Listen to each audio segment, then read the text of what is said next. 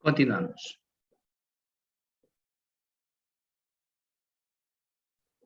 Muy bien, vamos por lo tanto. Permíteme que no. En la 15, padre. En la 15, vamos a la 15. Adelante, maestro. Los estudiantes están leyendo algunas de las cartas paulinas. Después de la lectura, el docente pide que identifiquen las diferencias que encuentran entre estas cartas y las católicas. ¿Cuál de los estudiantes evidencia que ha identificado la diferencia principal entre dichas cartas? A. Andrés dice, yo opino que la diferencia es que las cartas paulinas fueron escritas para solucionar los problemas de una comunidad específica, mientras que las cartas católicas explicaban los problemas de todas las comunidades cristianas. B. Belinda dice, me parece que la diferencia está en cuanto fueron los autores de las cartas. Cada carta católica fue escrita por un autor distinto, mientras que todas las cartas paulinas fueron escritas por el mismo autor. C. Consuelo dice, creo que la diferencia es que las cartas católicas fueron escritas por los apóstoles que convivieron con Jesús, mientras que las cartas paulinas fueron escritas por el discípulo de uno de los apóstoles.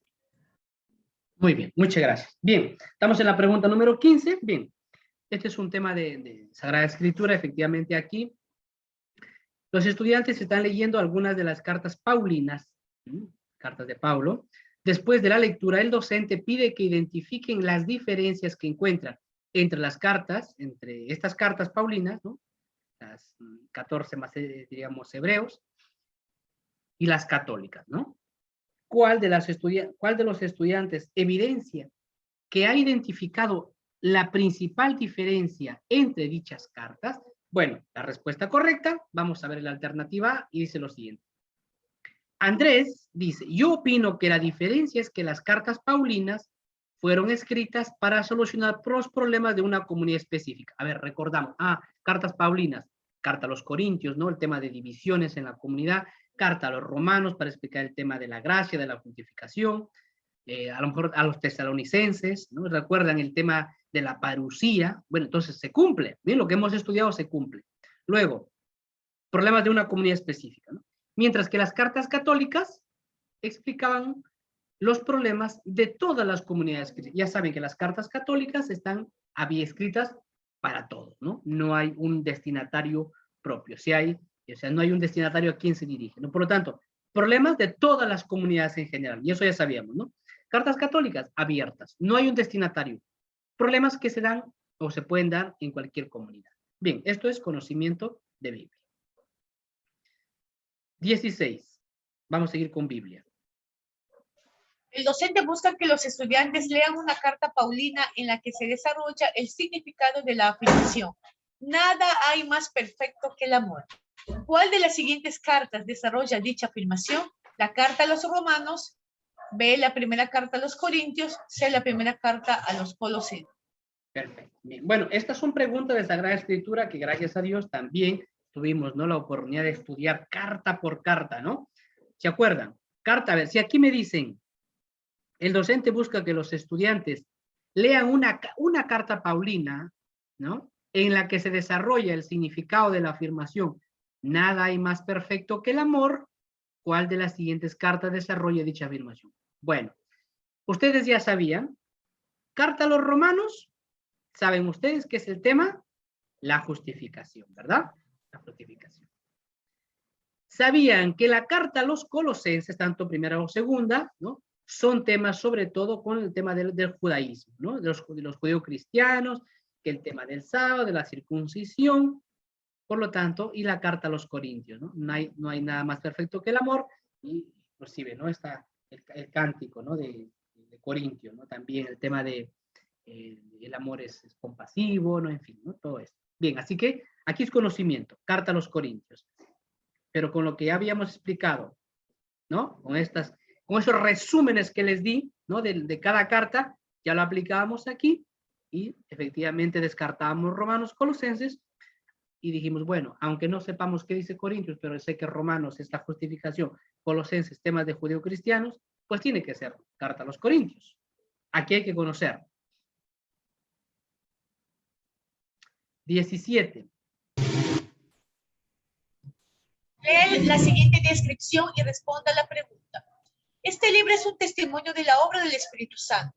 En efecto, en él se explica que el Espíritu Santo es el que promueve el nacimiento de la iglesia, por lo que muchos intérpretes bíblicos, ya desde los primeros siglos cristianos, nos han vacilado en llamar a este libro como el Evangelio del Espíritu Santo, que el libro bíblico corresponde a la descripción anterior: A, Evangelio de Lucas; B, Carta a los Romanos; C, Hechos de los Apóstoles. Muy bien, gracias, maestra. Bueno, esta era una pregunta, por eso yo les dije, vamos a esperar tener bien el examen, porque nos vayamos perdón, nos vayamos a equivocar.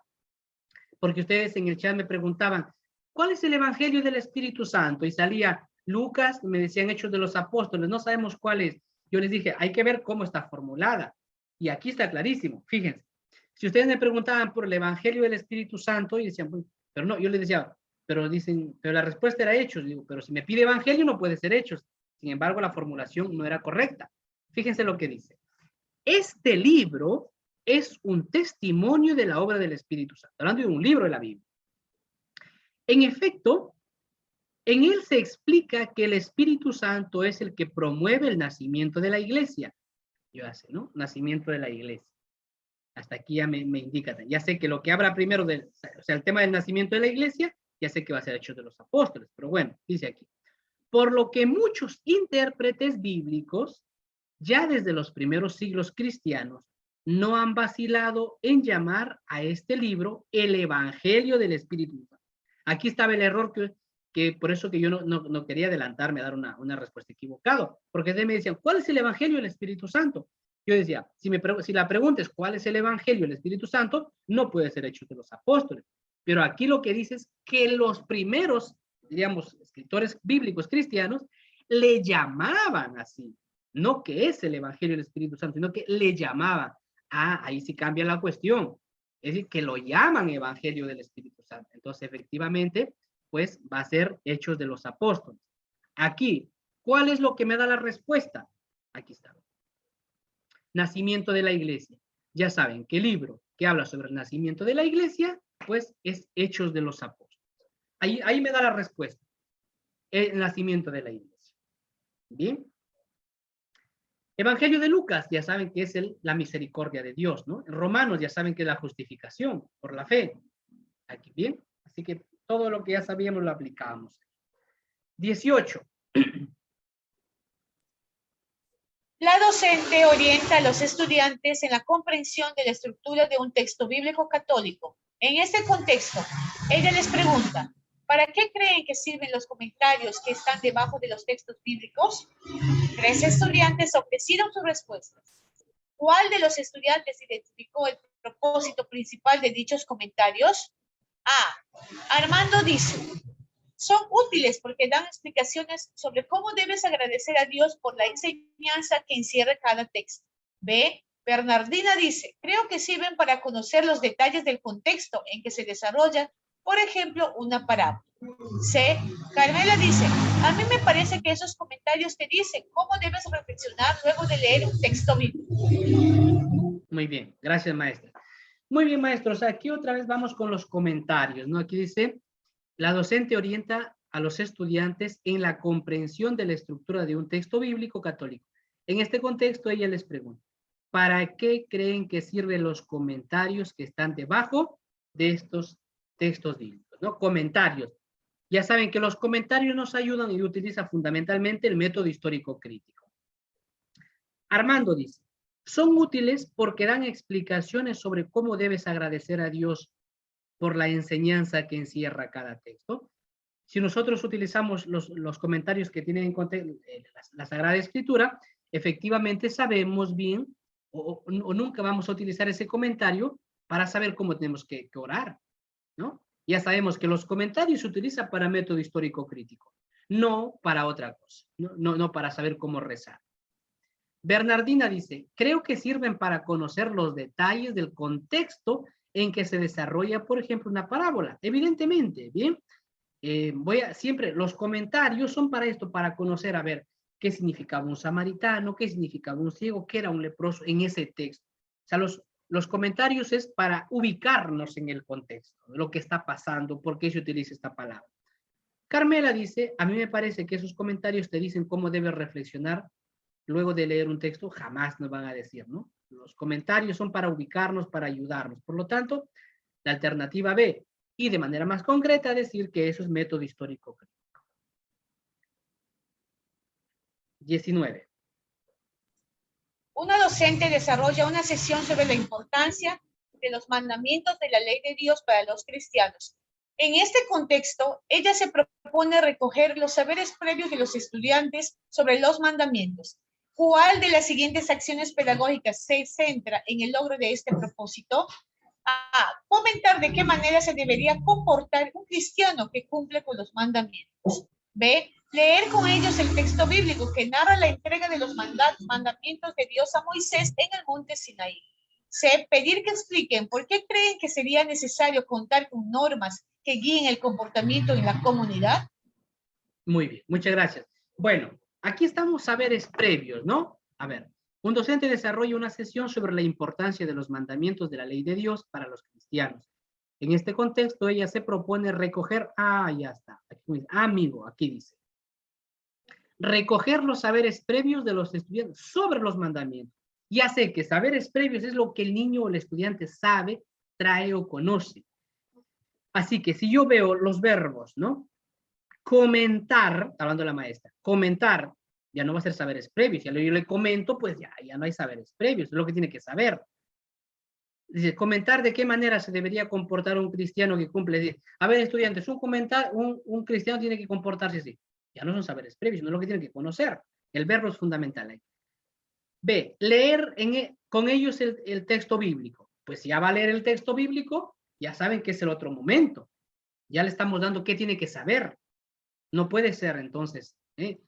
La C, pedir que expliquen ellos, tercera persona, ¿por qué creen que sería necesario contar con normas que guíen el comportamiento de una comunidad? Pues, por lo tanto, saberes previos, la C. Bien, la C. Aquí fíjense los verbos de o comentar, ¿no? Leer con ellos, pedir que expliquen. Ellos, saberes previos es lo que ellos conocen. Bien, así que por eso cuando es tema de saberes previos, conflicto cognitivo, esas son preguntas regaladísimas. Pregunta 20. Un docente busca que los estudiantes conozcan el proyecto de vida que Cristo ofrece a las personas. ¿Cuál de los siguientes textos bíblicos debe emplear para ello? A. El texto sobre el camino de los discípulos a Emaús. B. El texto sobre las bienaventuranzas. C. El texto sobre Pentecostés. Muy bien, gracias. Bien, maestros, aquí tenemos un docente busca que los estudiantes conozcan el proyecto de vida que Cristo ofrece a las personas, ¿no? Por eso, cuando hablamos del proyecto de vida, ¿no? ¿Cuál es el texto que más nos puede ayudar? ¿Cuál de los siguientes textos bíblicos debe emplear para ello? A, el texto sobre el camino de los discípulos de Maús, el texto de las bienaventuranzas o el texto de Pentecostés. Bien, así que ya sé. Las bienaventuranzas. Las bienaventuranzas es, diríamos, como el retrato de Jesús, lo que Jesús quiere, ¿no? Bienaventurados, ¿no? Los mansos, ¿no? Los pobres de espíritu. Es lo que Jesús quiere para nosotros. Es el proyecto de vida para un cristiano, las bienaventuranzas, ¿no? 21. Una docente tiene como propósito que los estudiantes identifiquen qué hechos iniciaron la historia de la salvación. ¿Cuál de las siguientes acciones pedagógicas se centra en el logro de dicho propósito? A. Pedir que lean el texto bíblico sobre el pecado original en el Génesis. Luego, preguntar cómo perjudicó el pecado al hombre y a la mujer. Finalmente, solicitar que expliquen si Dios les dio esperanzas para recibir su perdón. B. Pedir que lean los dos relatos de la creación en el Génesis. Luego, solicitar que identifiquen las semejanzas y diferencias entre ambos relatos. Finalmente, preguntarles cuáles fueron las consecuencias del pecado original. C. Pedir que lean el primer texto bíblico sobre la creación en el Génesis. Luego, indicarles cuál fue la misión que Dios encomendó al hombre y a la mujer sobre el mundo creado. Finalmente, pedir que expliquen si cumplieron o no con dicha misión. Ok. Muy bien. Bueno, aquí el propósito es que los estudiantes identifiquen qué hechos iniciaron la historia de la salvación? ¿Cuál de las siguientes acciones pedagógicas se centra en el logro de dicho propósito? A ver, maestro, nos ubicamos aquí cuando decimos, a ver, historia de la salvación. Resumen de la historia de la salvación. Dios crea al hombre, el hombre desobedece a Dios, se aparta de él, Dios no lo abandona, Génesis 3:15, le promete un Salvador, ese Salvador se hace presente en Cristo, que nos da la salvación. Es la historia de la salvación, en resumen, ¿no? Creación, pecado, salvación. En 3 palabras, la historia de la salvación es esto: creación, pecado, salvación. Esa es la historia de la salvación. Bueno, aquí dice, ¿cuál de las siguientes acciones pedagógicas se centra en el logro de dicho propósito? ¿Cuál es el logro? Perdón, ¿qué es lo que se quiere? Que los estudiantes identifiquen qué hechos iniciaron. Aquí está clave. Iniciaron la historia de la salvación. Vamos a ver. ¿Sí? Estamos en la pregunta número 21. Pedir que lean el texto bíblico sobre el pecado original en el Génesis. Luego preguntar cómo perjudicó el pecado al hombre y la mujer. Finalmente solicitar que expliquen si Dios les dio esperanzas para recibir su perdón. Prácticamente es un resumen de la historia de la salvación, ¿no? Y esta es la alternativa. Pero bueno, B. Pedir que lean los 2 relatos de la creación del Génesis. Bien. Luego solicitar que identifiquen las semejanzas y diferencias entre ambos relatos. Finalmente, preguntarles cuáles fueron las consecuencias del pecado original. Y C. Pedir que lean primero el texto bíblico sobre la creación en el Génesis. Luego indicarles cuál fue la misión que Dios encomendó al hombre y a la mujer sobre el mundo creado. Finalmente, pedir que expliquen si cumplieron o no con dicha misión. Bueno, efectivamente, ¿no? Ya sabemos que, como dijimos, en alternativa hasta el resumen prácticamente de la historia de la salvación, ¿no? A ver, relato del Génesis, preguntar cómo perjudicó al hombre, ¿no? El pecado. Finalmente viene el tema de la esperanza, ¿no? Del protoevangelio, ¿no? La alternativa A nos ofrece, por lo tanto, además el tema, ¿qué hechos iniciaron la historia de la salvación? Es decir, el pecado, ¿no? El pecado original es lo que desencadena, ¿no? Aunque en el tiempo, en nosotros, aunque en Dios está creación, pecado, salvación, pero en el tiempo lo que inicia la historia de la salvación es el pecado. Fruto del pecado es lo que inicia, se da el tema de que Dios envía a su Hijo, ¿no? Es en nosotros, ¿no? En el tiempo, aunque en Dios, pues está creación, pecado, salvación. 21. Un docente, perdón, 22. un docente tiene como propósito que los estudiantes conozcan la misión de la Iglesia Católica. ¿Cuál de los siguientes textos bíblicos es más pertinente utilizar para ello? A. El texto en el que Jesús escoge a los discípulos. Mateo 16, 16, 20. B. El texto en el que Jesús instituye la Eucaristía en la última cena. Marcos 3, 13, 19. C. El texto en el que Jesús envía a sus discípulos a dar buena nueva. Lucas 10, 1, 20. Perfecto, muy bien. El propósito aquí es que conozcan la misión de la Iglesia Católica. ¿Bien? ¿Cuál de los siguientes textos bíblicos es más pertinente utilizar para ello? Muy bien. Si dice aquí, el texto en el que Jesús escoge a sus discípulos de Mateo 16, 18, aquí estamos hablando de la misión de la Iglesia. Aquí estamos hablando de Jesús escoge a los discípulos, ¿no? En concreto, en Mateo 16, el tema de a Pedro, te doy las llaves y eso. B. El texto en el que Jesús instituye la Eucaristía en la última cena, misión de la Iglesia. Dejamos. El texto en el que Jesús envía a sus discípulos a dar la buena nueva. ¿Para qué está? ¿Cuál es la misión de la Iglesia? Anunciar, ¿no? La buena nueva. Ya está. Lucas 10, ¿no? Aunque también podría ser de Mateo 28, pero como no está Mateo 28, aquí la que se acerca, la que nos dice es Lucas, ¿no? Lucas. Efectivamente, pues, porque los otros textos está hablando aquí del llamado, de la Eucaristía, y en cambio aquí de lo que tienen que hacer los discípulos, que es la buena nueva. La C. Lee la siguiente situación y responda a las preguntas 23 y 24. Los estudiantes y el docente están leyendo el siguiente texto bíblico. Si tu hermano ha pecado, vete a hablar con él a solas para reprocharse. Si te escucha, has ganado a tu hermano. Si no te escucha, toma contigo 1 o 2 personas más, de modo que en el caso se decida por la palabra de 2 o 3 testigos. Si se niega a escucharlos, informa a la asamblea. Si tampoco escucha a la iglesia, considéralo como un pagano. Bueno, este es el procedimiento que deberíamos seguir, ¿no? Sin embargo, a veces nosotros ni como cristianos lo hacemos, ¿no? Nosotros cuando vemos a un hermano mal, lo primero que hacemos es comentarlo a la comunidad, luego a unos cuantos y luego recién a la persona. Todo al revés, ¿no? Sin embargo, lo que el Señor quiere es eso, ¿no? ¿No? Poco a poco, a Él directamente, ¿no? A Él. Bien, a ver, vamos a ver la pregunta 23. El docente pide a los estudiantes identificar el mensaje del texto bíblico. ¿Cuál de los estudiantes ha identificado dicho mensaje? A. Anaí dice, pienso que el mensaje del texto es que las personas deben ayudarse entre ellas para superar sus errores. B. Bruno dice, me parece que el mensaje del texto es que una persona cristiana no se debe alejar de su comunidad familiar. C. Carla dice, creo que el mensaje es que debemos aceptar las recomendaciones que da la Iglesia Cristiana para la vida de las personas. Perfecto, muy bien. Aquí, con respecto a al tema, a esto se nos pide identificar el mensaje, ¿no? El mensaje. Vamos a ver, estamos en la pregunta número 23. Vamos a ver. ¿Cuál de estos estudiantes se acerca al mensaje?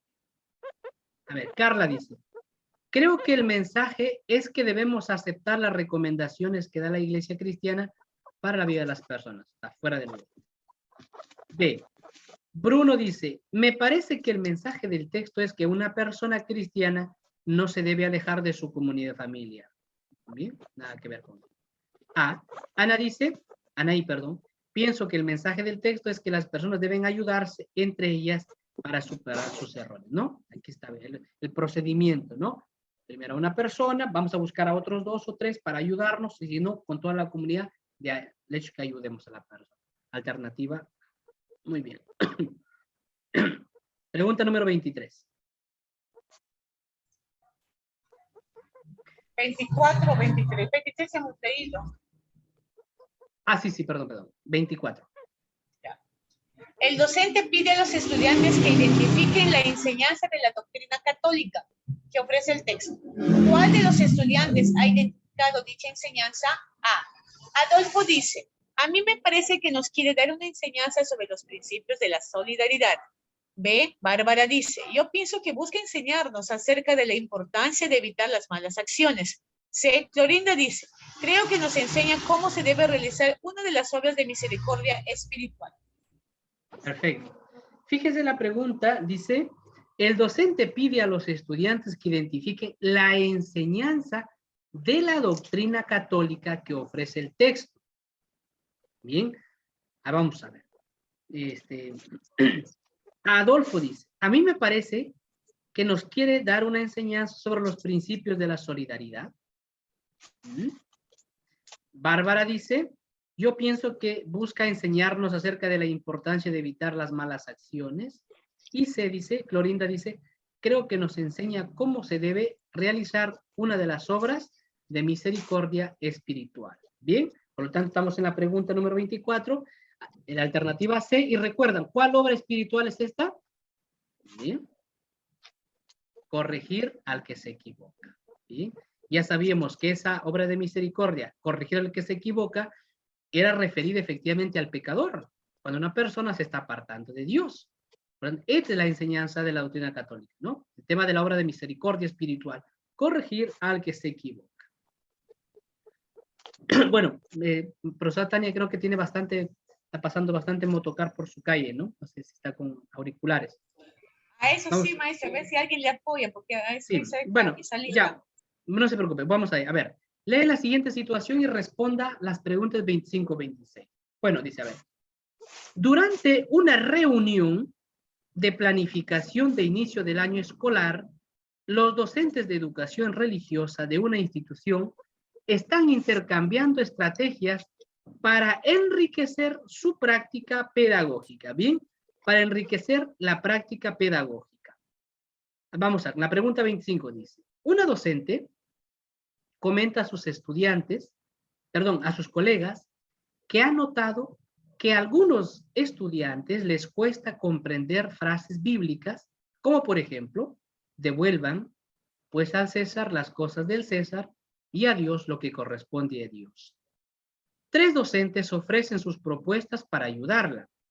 ¿Cuál de las propuestas es más adecuada para que los estudiantes comprendan el significado de este tipo de frases? Bien, fíjense, ¿no? Todo esto es todo un embrollo para lo que en realidad sirve aquí es esto, ¿no?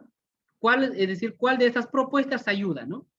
A que, ¿cuál de estas propuestas es más adecuada para que los estudiantes comprendan el significado de este tipo de frases? A ver, Adriana dice, puedes usar el método histórico crítico. El contexto permite saber quiénes son algunos personajes y qué función cumplen.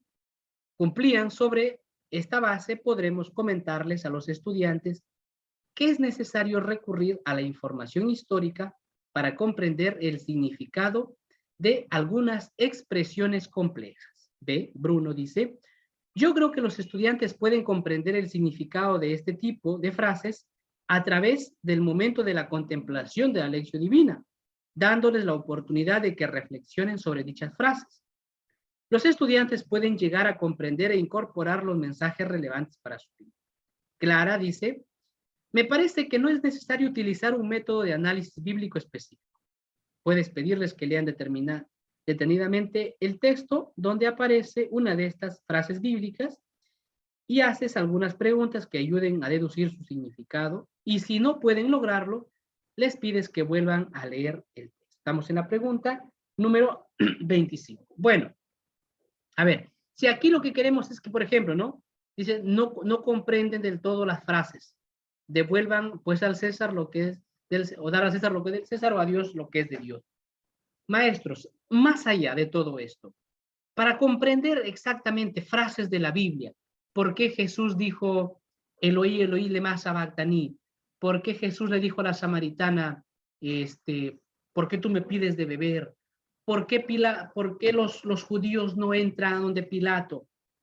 Ya sabemos cuál es el propósito, ¿no?, del método histórico crítico, ¿no?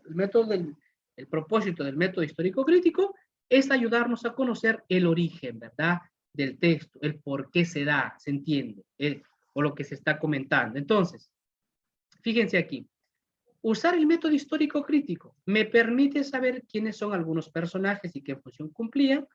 Sobre esta base podremos comentarles a los estudiantes que es necesario recurrir a la formación histórica para comprender el significado de algunas expresiones que son más complejas.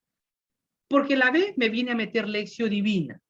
Con la lección divina no voy a entender el significado de las frases. Saben que la lección divina es un método para acercarme a la palabra de Dios, pero es un método fundamentalmente de oración.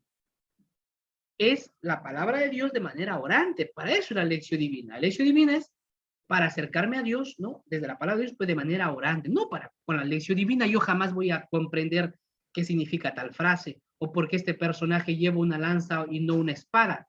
No tiene nada que ver esto. Bien, entonces, la lección divina no me sirve para comprender frases, me sirve para saber qué es lo que Dios quiere en mi vida, a qué me lleva, pero no para comprender las frases. Eso es el método histórico crítico.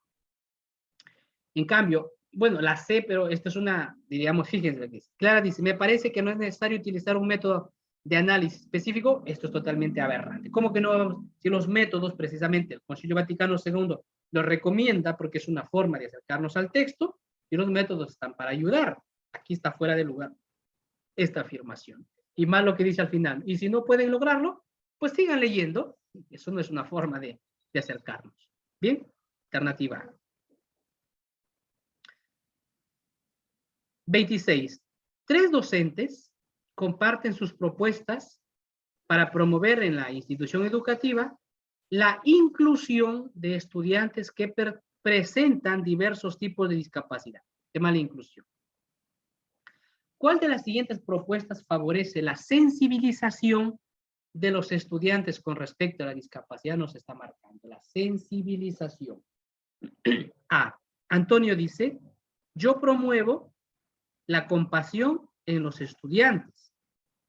Para ello, les presento casos de personas que tienen algún tipo de discapacidad y tienen muchas dificultades para conseguir un trabajo.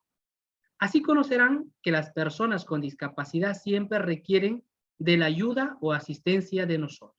B, Blanca dice, yo promuevo la empatía en los estudiantes. Para ello propongo situaciones simuladas en las que no pueden oír, ver o desplazarse. Así reconocerán algunas de las emociones o retos que enfrentan las personas que presentan una discapacidad. C, Consuelo dice, yo promuevo el principio de solidaridad en los estudiantes.